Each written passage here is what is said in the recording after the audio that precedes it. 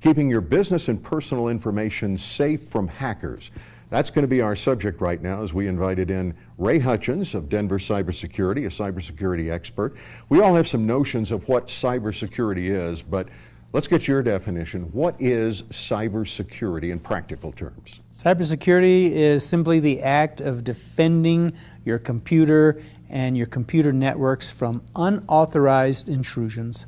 How big a deal is this? I mean, we've heard about, obviously, Target. We hear about people losing their personal identity and their information and somebody stealing that. How prevalent is it? You hear about it in the news all the time, and you're just seeing the tip of the iceberg. We are facing an unprecedented situation in our country.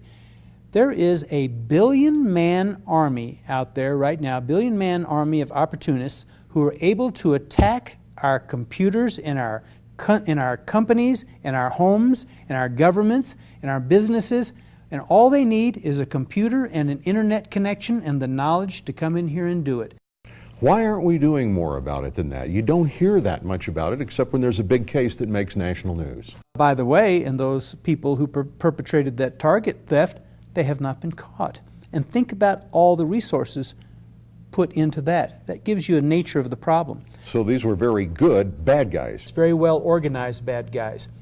The solution to the problem is first getting our minds changed. First of all, recognizing that there is a problem.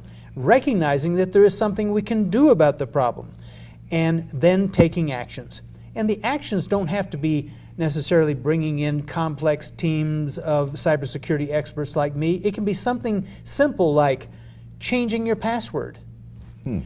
Making a more complex password, like 12 characters long with a little phrase, something like that. And then something as simple as disconnecting your computer from the internet when you're not using it. Sounds too simple. Sounds too simple, but very effective. Those three things I just told you about, Neil, could cut someone's exposure by 50%. Wow. Wow. It sounds like in the U.S., our heads in the sand, we're playing ostrich. We just hope it will go away and won't happen to us. If everybody's ignoring it, they're not saying, hey, it's my responsibility. It's our IT department. Let them take care of it. Not good enough.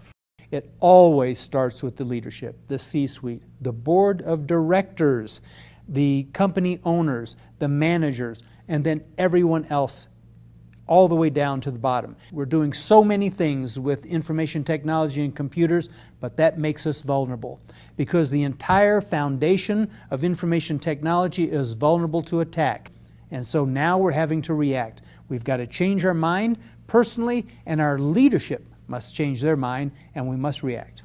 One of the things I've always wondered about is what's in the mind of the hackers. Now, obviously you can see if they go after big corporations, they're after millions of dollars that they can get cyberly transferred to their accounts.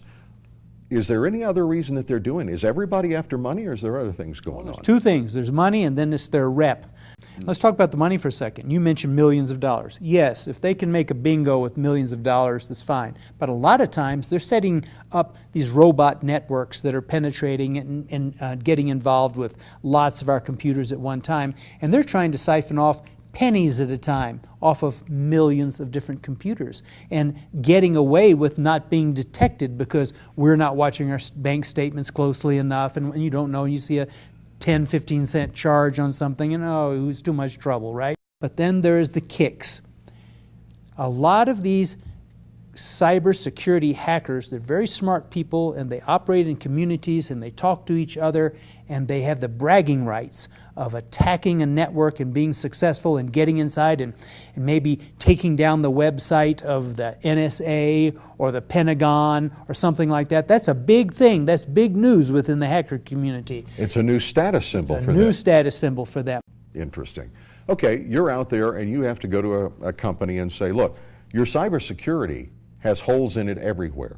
Obviously, you can probably fix that, but isn't that just a thing so you can make a lot of money? I'm the CEO's new best friend. In a business sense, it's almost a no-brainer. A CEO or a board hires me for a few $1,000s. They can save hundreds of thousands of dollars or even millions of dollars based on what I know. I mean, it's something that everyone has to consider at this time because they don't have the cybersecurity knowledge that they need to ask the right questions and to develop the correct solutions. It requires a true commitment and a different frame of mind than is currently going on right now. True actions definitely needed. All right, thank you so much, Ray Hutchins, Denver Cybersecurity. We'll be back in a moment.